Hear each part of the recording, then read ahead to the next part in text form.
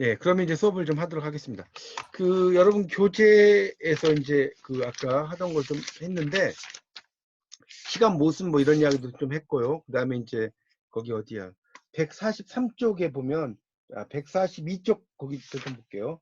142쪽에 거기 보면 이제 이 장면, 마지막 단락이죠. 씬이죠, 씬. 이거는 실제로 장면을 보이는 거죠. 우리가 이제 그 소설이나 이런 거 보면 씬 넘버 몇 이런 거 나오죠. 뭐, 씬 넘버 몇 이러면 무슨 씬 이러지 않습니까? 이게 다 장면을 가리킨다는 거죠. 장면을 가리킨다는 그런 의미고, 그다음에 요약은 아까 설명드렸죠. 짧게 말해주는 거예요. 뭐 하루의 일을 뭐 요약을 한다든가. 그래서 썸머리지만 이게 썸머리지만 이 썸머리는 결국 텔링과 같다. 요약하는 거니까. 그렇죠? 그 다음에 143쪽에 이제 생략. 말 그대로 생략을 하는 거죠. 서술하지 않고. 멈춤. 이거는 이제 그 시간 진행을 멈춘 채 묘사만 하는 것이고요.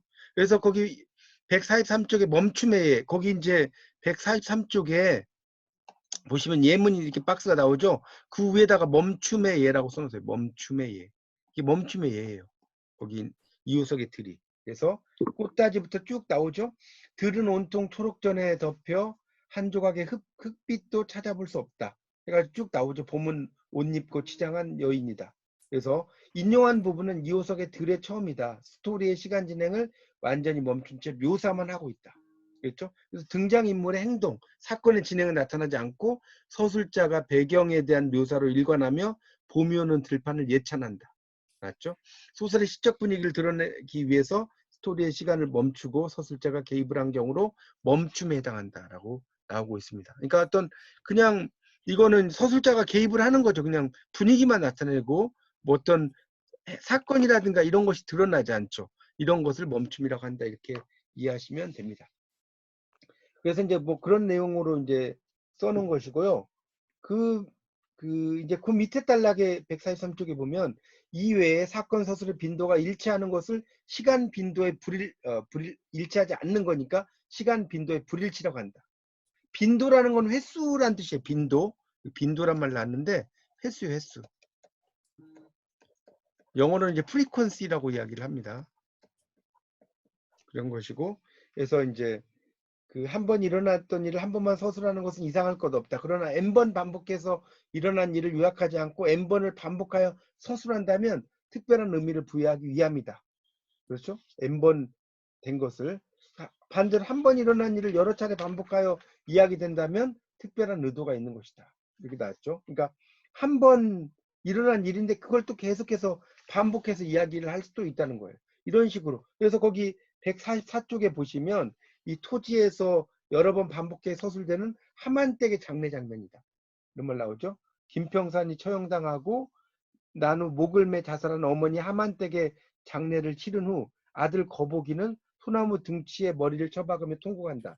동일한 장면이 여러 차례 반복되는 까닭은 악인으로 성장한 거복이 김두수의 충격과 한을 설명해 주기 위해서 이런 것을 계속해서 반복적으로 이 장면들을 보여준다는 겁니다. 이런 장면들을 계속해서 이제 보여주면 그런 계속해서 보여준 장면을 통해서 여기 나오는 이 거복이라는 인물이 악인으로 갈 것이다 라는 것을 이야기를 한다는 거죠. 그걸 이제 반복적으로 이야기할 수 있다. 그런 내용으로 이해하시면 여기는 될 것 같습니다. 여기서 이제 몇 가지 조금 더 설명을 하고 싶은 게 있어서 이제 보겠습니다. 우리가 이제 현대 소설에서는 백투더 퓨처 같은 거 보시면 되죠. 백투더 퓨처 라는 영화를 보면 현재에서 막 과거로 가잖아요. 그렇죠? 그렇게 되지만 이 고소설에서는 시간 써놓으세요. 배열, 모순이 거의 일어나지 않아요. 고소설은. 왜냐하면 과거, 현재, 미래로 가는 거기 때문에.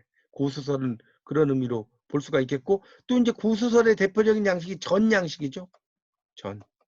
이 전이라는 게 이렇게 전할 전자 아닙니까? 자, 그래서 이 전 양식도 뭐예요? 그 한 인물을 중심으로 그 일생을 다루는 거죠.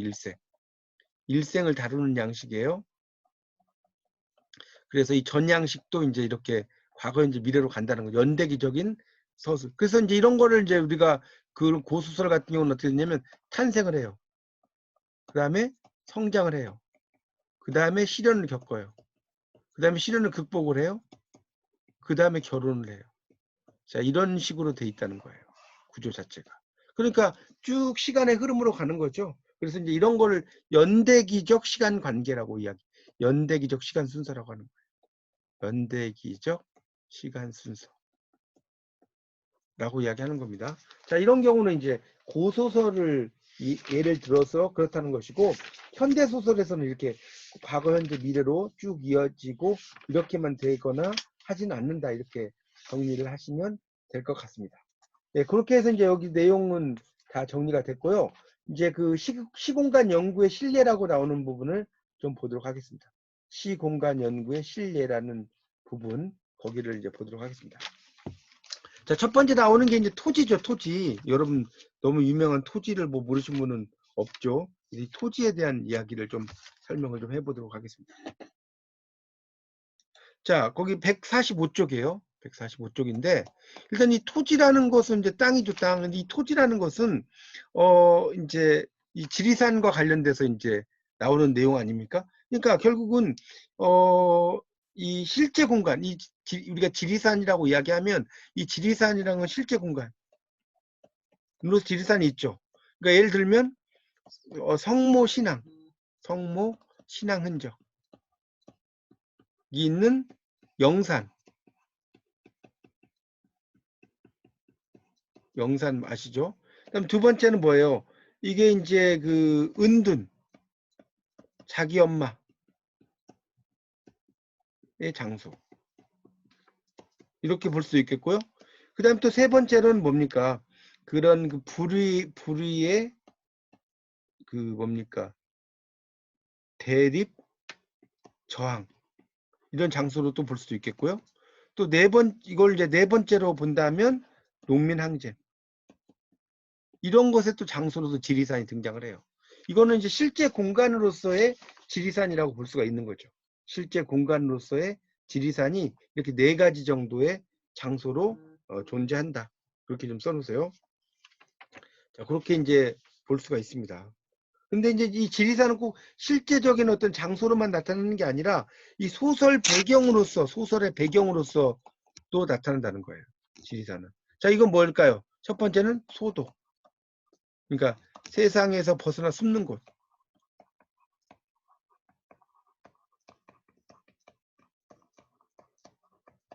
두 번째는 이 지리산은 괴로운 삶의 터전. 세 번째는 정신을 가다듬는 곳.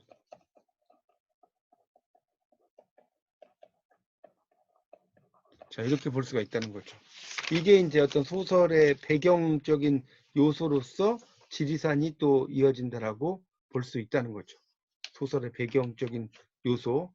뭐 여러 가지의 이제 의미로 볼 수가 있다는. 그러니까 이 지리산이라는 것이 실제 공간으로만 있는 게 아니라 어떤 소설의 배경으로서의 어떤 그 공간, 이렇게 볼 수도 있다는 거예요. 그래서 이 지리산이라고 하는 것은 조금 더 설명을 좀 드리자면, 좀 지우겠습니다.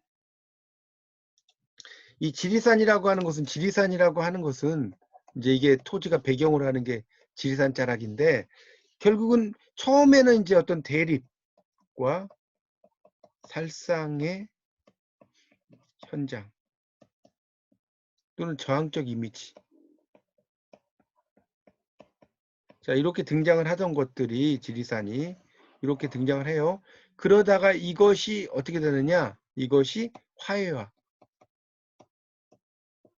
생명의 현장.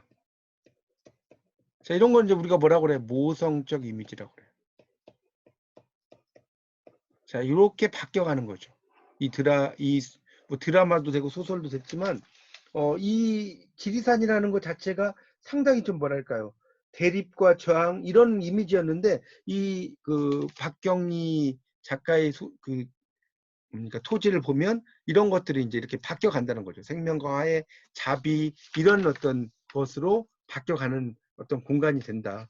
그렇게 좀 이해를 하시면 됩니다. 그래서 이제 기존의 이미지를 상당히 이제 토지라는 작품을 보면 상당히 많이 희석을 시킨다고 할까요? 그 기존에 좋지 않았던 지리산의 이미지라든가 이런 것들을 희석시키는 그런 것이라고 보시면 될 것 같습니다.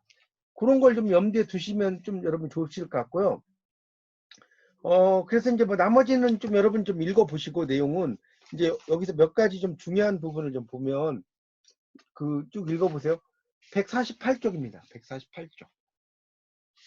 148쪽의 두 번째 단락을 보시면 동학의 정신은 외세로부터 우리를 지키는 정신적 방패막이가 되었고 이 점에서 지리산의 저항 세력과 동학을 연결시켜 서서한 것은 자연스럽다. 중요한 것은 일제가 물러가는 시점에 소지감이 동학은 꺾였으나 다시 살아날 것이고 억조창생 생명 있는 것은 이야말로 한울짐이다.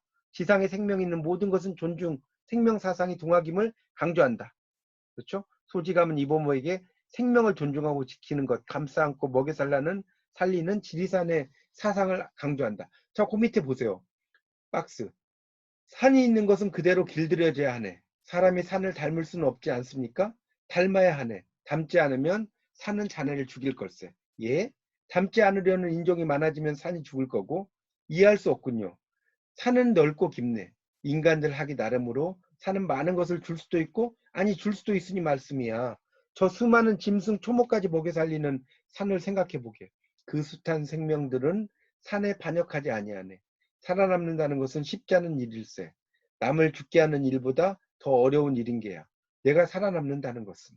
낫죠? 그러니까 결국 내가 살기 위해서는 다른 살아있는 것을 먹어야 되는 거죠. 그렇지 않나요? 우리가 산다는 것은 뭐 고사리라든가 이런 채소만 먹는 게 아니잖아요. 뭐 돼지, 소, 닭, 뭐 오리 이런 걸 먹잖아요. 그러면 그것을 살아있는 채로 먹는 게 아니라 죽여서 먹는 거잖아요. 그러니까 내가 산다는 것은 다른 생명을 죽여야지만 내가 산다는 거죠. 그런 것은 그러니까 그런 것들에 대해서 이제 이야기를 한다는 것은 결국 뭡니까? 그 생명의 존중의 사상도 이야기할 수 있으면서 우리가 자연 속에서 어떤 하나로 살아가야 된다는 거 이런 것들을 다 이야기한다라고 볼 수가 있겠죠. 그렇게 정리하시면 됩니다. 그 다음에 이제 그 149쪽에 그 박스 박경리 지리산 그것은 어머니의 품이다라고 하는 부분이 쭉 나오는데 지리산에 대한 설명을 이야기하고 있어요. 그건 여러분이 한번 읽어보시면 될 것 같습니다.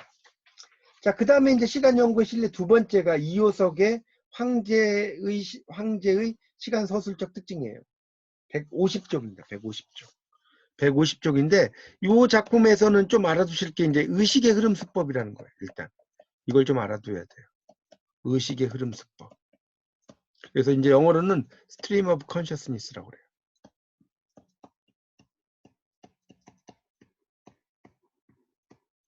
이 스트림이랑은 흐름이란 뜻이 있어요. 개울이란 뜻만 있는 게 아니고 의식이죠.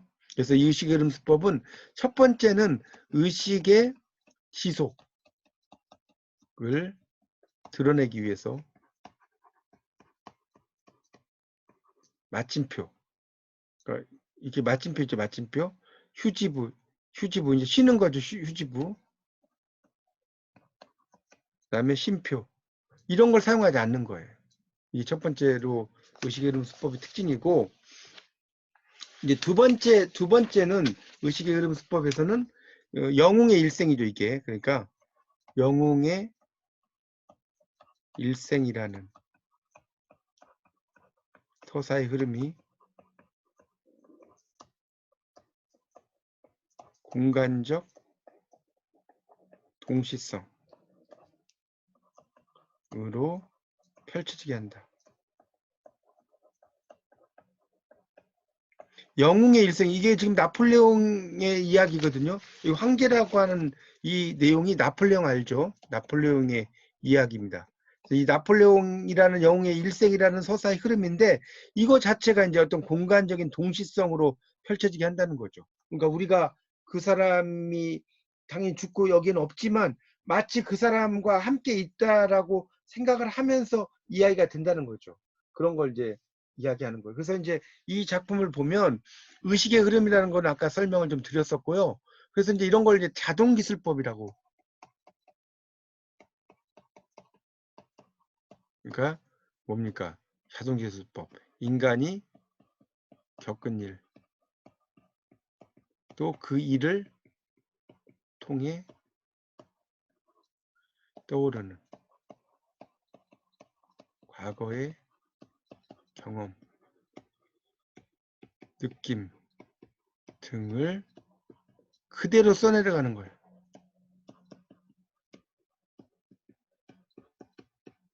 이게 바로 자동기술법이에요. 이런 자동기술법이 많이 나타나고 있고, 또 내적 독백 같은 것도 이제 나타납니다. 내적 독백. 이 말들이 좀 어려워요, 여기. 내적인 독백. 그러니까 이거는 이제 독자가 없는 것처럼 솔직한 상태로 제시된다. 제시되고요. 그 다음에 이제 이런 모든 독백은 자기 자신, 자기 내면으로 향한다. 자, 이게 내적 독백입니다. 자, 이런 식으로 이제 의식의 흐름 수법, 원래 이 의식의 흐름 수법은 그 아일랜드 출신의 제임스 조이스라는 작가의 그 율리시즈라는 작품이 있어요. 율리시즈. 부진장 어려운 소설이 있습니다. 이 작품이 이제 이렇게 그 의식의 흐름 수법으로 쓰여진 작품인데, 번역된 걸 읽어도 뭔 소리인지 모를 정도로 어려운 작품이 있어요. 하여튼 150쪽에 이제 보세요. 그래서 그걸 좀 염두에 두시고 여러분이 들으셔야 돼요, 이거는. 그래서 150쪽을 보면, 이호석의 황제는 세인트 헬레나 섬에 유배된 나폴레옹이 최후를 맞이해서 영화로웠던 과거를 회상하는 내용으로 된 단편 소설이다. 150쪽입니다. 1930년대에 쓰인 영웅의 일대기 역사 소설에 매우 특이한 소설이고 실험성이 농후하다. 거기 보세요. 의식의 흐름 수법 밑줄 쫙 쳐놓으세요. 의식의 흐름 수법이란 말 나오죠. 그래서 이야기를 하고 있다. 황제는 미래에 대한 부정적인 전망, 고통스러운 현재 상태로부터 벗어나 과거의 영화를 다시 되찾고 싶은 인물의 욕망이 회상수법으로 드러난다. 회상수법에도 밑줄 쳐놓으시죠. 그래서 황제의 서술적 시간은 현재, 나폴레옹이 세인트 헬레나 섬에 유배된 지 6년째, 그가 죽기 직전, 나폴레옹의 정기적 기록에 의하면 1821년 5월 5일 늦은 오후다. 아침부터 특별히 바람 불고 예사롭지 않은 날 죽음을 예감한 나폴레옹의 의식 속에 떠오르는 기억이 중심 내용을 이룬다. 그래서 이제 오른쪽에 보면 단락이 이제 1번부터 8번까지 쫙 나와 있어요. 뭐 이걸 여러분이 암기하실 필요는 전혀 없습니다. 근데 이제 그 1번에 보면 죽음을 앞둔 나폴레옹이 있고요. 과거를 막 회상해요. 자세한 것까지 알 필요 없어요. 어쩌고저쩌고 하다가 다시 이제 152쪽에 보면 현재로 가서 사람들이 그립고 원통하고 나폴레옹이 죽는다. 그런 식으로 이야기가 진행된다는 거죠. 그래서 이 전체가 시간의 지속과 배열, 빈도에서 모순을 보여요. 왜? 현재 서술하고 있는 거기 이제 152쪽입니다. 짧은 시간에 나폴레옹의 전생애가 요약되고 있는 부분이 많다. 표면적으로 드러난 시간 배열을 볼 때는 과거에 완결된 역사를 나열하고 현재와 과거를 나란히 또 배열하기도 한다는 거죠. 그래서 이제 이런 것을 이제 우리가 시간 배열 모순이라고 한다는 거예요. 이야기 순서가 연상이란 논리에 막 뒤섞여서 배열이 된다는 거예요. 그래서 이거를 시간 배열의 모순이라고 한다. 그 정도로만 여러분이 좀 이해하시면 됩니다. 그래서 이제 마지막 부분에 153쪽입니다. 보세요. 자, 볼까요? 이건 읽어보죠. 어둡다, 요란하다. 우레 소리 번갯불 바람은 천지를 쓸어가련 건가? 구름은 우주를 뭉개버리려는 건가? 파도 소리, 저 파도 소리. 절벽을 물어뜯는 저놈의 파도 소리. 수십 길 절벽을 뛰어넘어 이 집을 쓸어가려는 듯. 차라리 쓸어가 버려라. 집까지 섬까지 한 모금에 삼켜버려라. 오늘은 어인일로 아침부터 이 바람소리, 파도소리 자연이 무심할 소냐. 그대만이 나를 알아주느나. 내 마지막을 일러주느나. 오늘의 그대의 이 뜻을 내 모를 바 아니요. 이 어두운 천지의 조화와 부질없는 대서양의 파도소리가 무엇을 재촉하는지를 내 모를 바 아니다. 오늘 이 올 것을 마음속에 생각하고 있었고 기다리고 있었다. 이렇게 나옵니다. 그래서 이 부분이 이 세인트 헬레나 섬의 풍경, 그다음에 기후에 대한 묘사인데, 이런 음침한 날씨가 죽음에 대한 예감을 이야기한다는 거예요. 그런 이야기고요. 또 수미 상관적 상황 묘사, 이건 아까 이야기했죠. 현재 그 감옥에 있는 상황에서 다시 막 과거를 이야기하다가 결말에 현재가 나왔잖아요. 자, 그걸 이야기하는 겁니다. 그러니까 상황이 똑같다는 거죠. 뭐 그런 내용으로 이제 쭉 이야기를 하면서 이제 결국 죽음을 받아들이는 그런 상황을 이야기하고 있다라는 겁니다. 그래서 마지막 단락 153쪽. 이처럼 이 작품은 미래의 전망이 완전히 사라진 죽음의 시점을 서술적 현재로 선택하고 현재의 고통과 허물로부터 헤어나기 위한 화려한 과거에 대한 기억이 전체를 채워요. 그러나 과거의 기억은 현재를 충만하게 하는 게 아니고 빈약하고 황폐하게 함으로써 오히려 현재의 고통과 허물을 강조한 효과를 드러낸다. 그래서 처음과 마지막에 조금 더 변함없는 상황의 반복적 표현, 현재가 완전히 사라진 순간에도 끝까지 자신의 상황을 부조리하게 받아들이는 영웅의 태도가 드러나 있다. 거기 그 153쪽을 보시면 이 작품의 띄어쓰기가 그 마침표가 없죠. 여기 보세요. 마침표가 없어요. 시처럼 마침표가 하나도 없습니다. 그리고 아까도 말씀드렸지만 콤마 같은 거 이런 것도 존재하지 않아요. 콤마 같은 것도 존재하지 않고 마침표도 없고 이런 식으로 쓰면서 이 주인공이 자기 자신의 의식의 그 내면을 드러낸 그런 작품이다 정도로 이해하시면 될 것 같습니다. 뭐 기회가 되시면 여러분이 이제 이런 황제라는 작품을 읽어보시는 것도 상당히 나쁘지 않습니다. 근데 이제 뭐 그렇게까지 하실 필요는 없고요. 아, 이런 내용이 의식의 흐름 수법으로 쓰여진 그런 작품이다 정도로만 이해하시면 될 것 같습니다.